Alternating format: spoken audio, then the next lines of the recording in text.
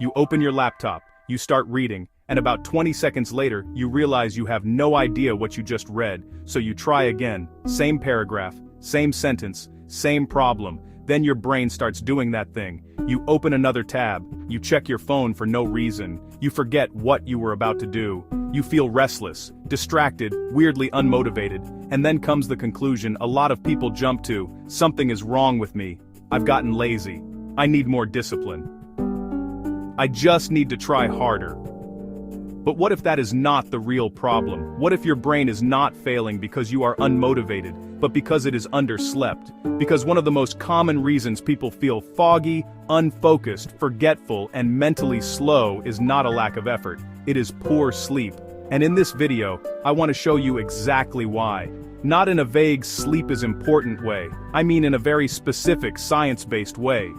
We're going to break down why sleep loss wrecks focus, why it makes memory less reliable, why it can make you feel lazy when the problem is actually biological, why pushing through often backfires, and what all this may mean for long-term brain health. And near the end, I'll also cover when poor sleep may be a reason to talk with a doctor, because if your brain has been feeling slower, foggier, or harder to trust lately, do not start with shame. Start here. Most people ask the wrong question. They ask, how do I force myself to focus? But often the better question is, what is making focus harder than it should be? That shift matters, because focus is not just a personality trait, it is not just discipline, it is not just mindset, and it is definitely not just a moral virtue.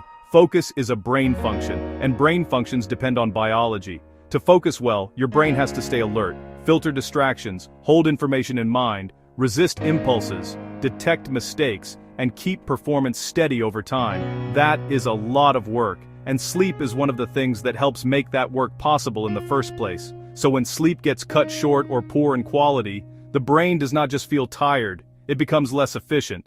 That is where a lot of people get blindsided. One of the clearest findings in sleep research is that attention starts falling apart pretty quickly when sleep is restricted, and not all attention is the same. The kind that seems especially vulnerable is sustained attention. That means the ability to stay mentally engaged over time. Not for 5 seconds, not for one burst of panic energy, but steadily. This is the kind of attention you need for reading, studying, driving, meetings, writing, problem solving, and doing anything that is mentally demanding but not instantly exciting. So when your sleep is off, here is what real life can start to look like. You reread things over and over.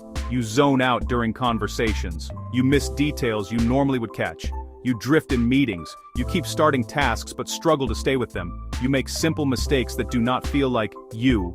That is not random. Research consistently shows that insufficient or poor quality sleep impairs attention and executive functioning.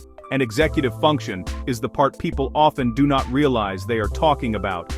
That includes planning, self-control, resisting distraction, staying organized, and directing your mind toward a goal.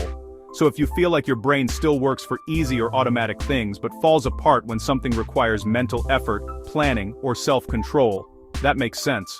Some familiar tasks can still feel doable when you are tired, but tasks that need active control tend to suffer more. That is why you may still be able to scroll, reply to simple messages, or do routine chores, while struggling badly with studying, writing, deep work, or decision-making.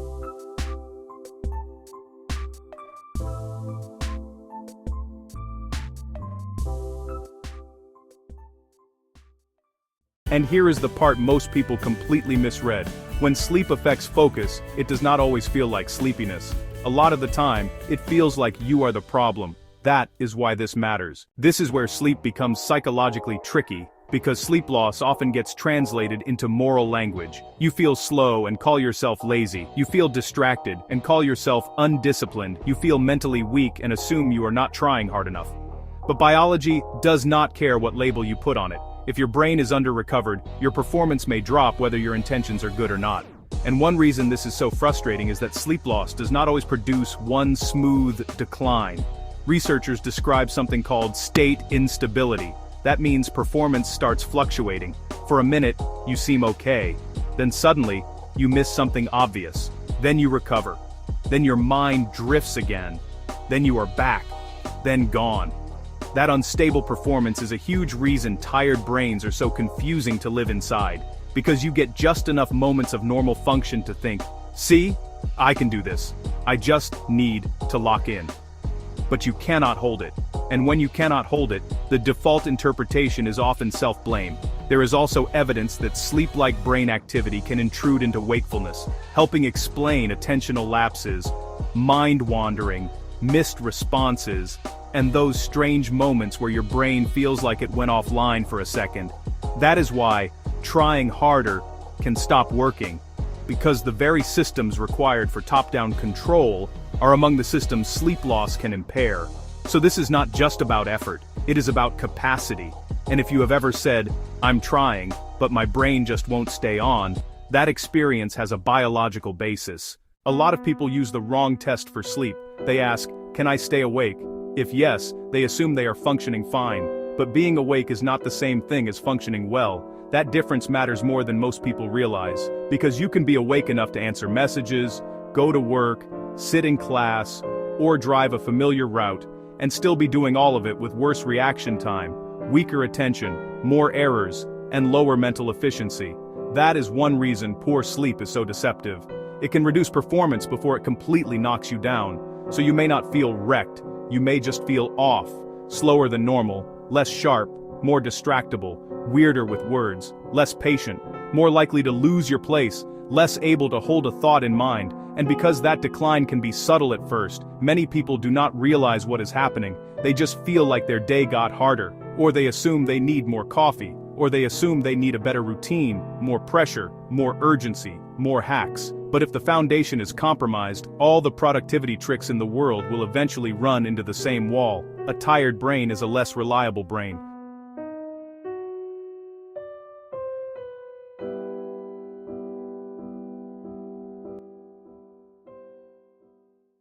Now, let's talk about memory, because this is where a lot of people accidentally sabotage themselves. Most people think of sleep as something that happens after learning. You study first, you work first, you cram first, then maybe you sleep.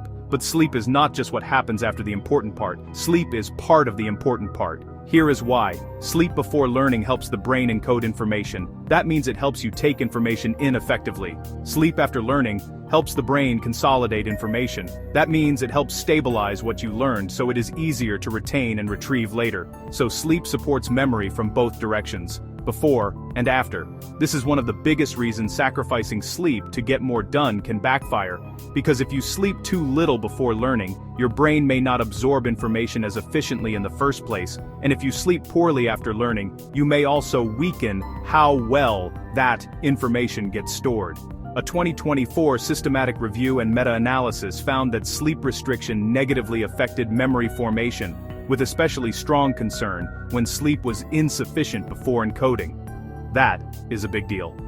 Because it means showing up tired is not neutral. If you walk into a study session, a lecture, a training, or an important work task after poor sleep, your brain may already be at a disadvantage before the task even starts. Then if you stay up again afterward, you may hit memory from the other side too. So poor sleep can hurt both. What gets in and what stays in. That is why more hours awake do not automatically equal more learning. Sometimes they just mean more time with a brain that is less able to absorb and retain what you are giving it.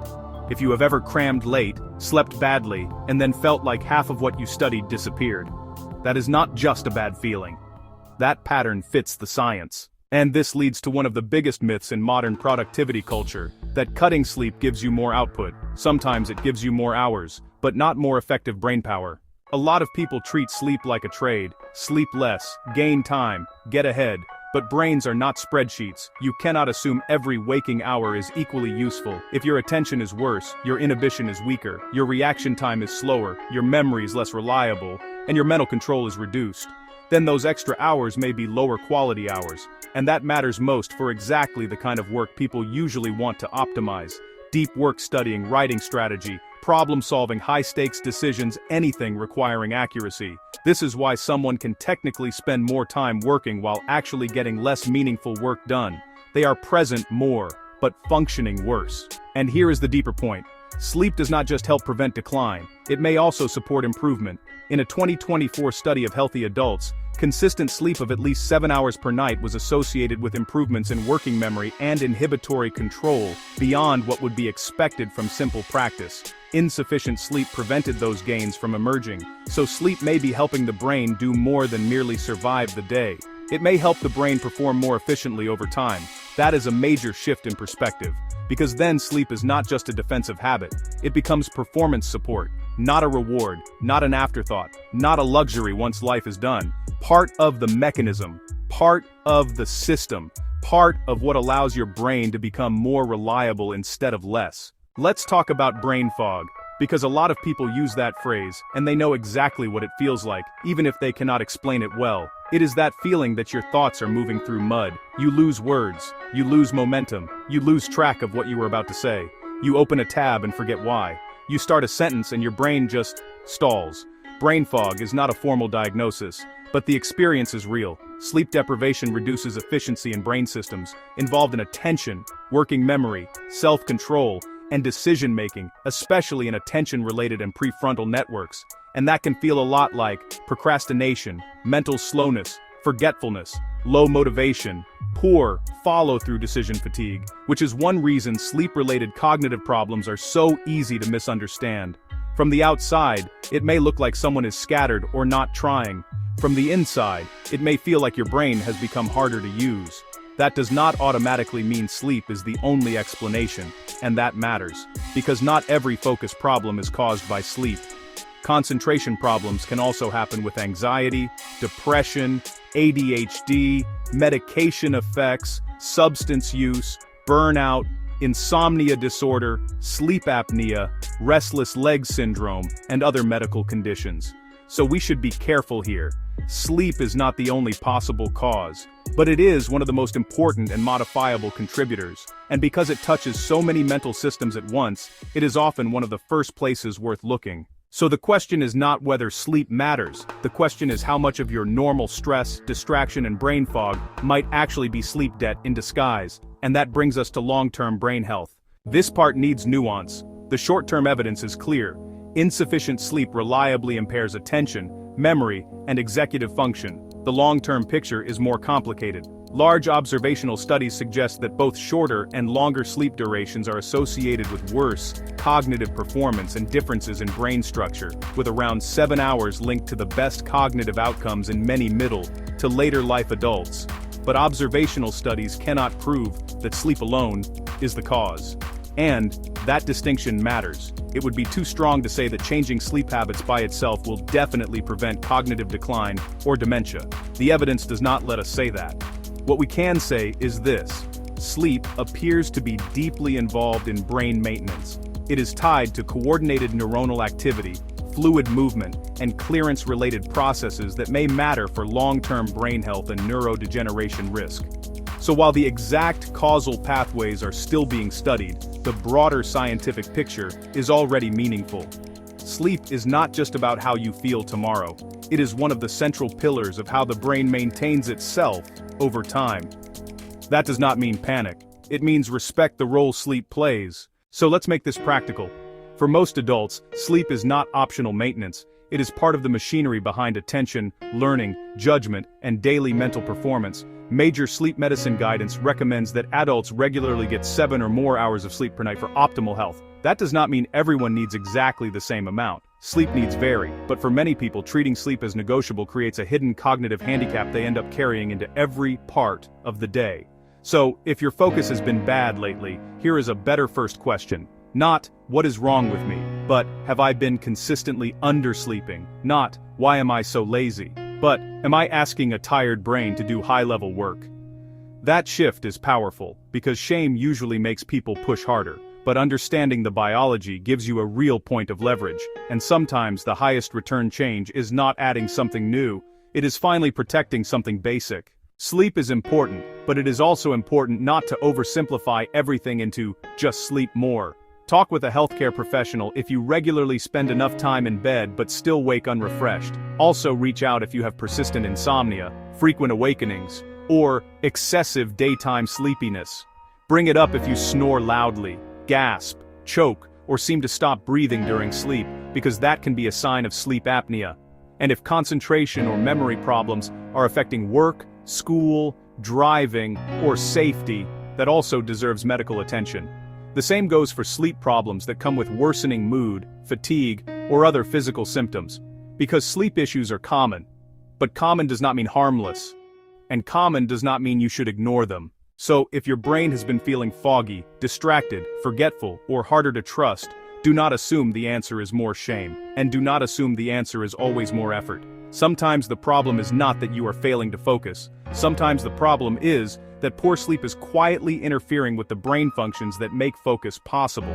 The current evidence strongly supports this. Insufficient sleep can impair sustained attention, executive control, memory formation, and day-to-day cognitive efficiency.